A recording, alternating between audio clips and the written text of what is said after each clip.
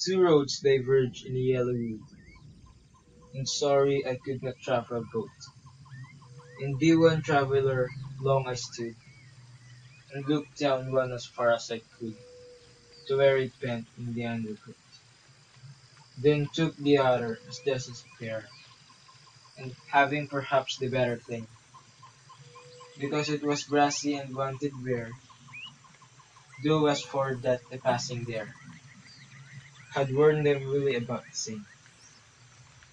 And both that morning equally lay in leaves no step had trodden black.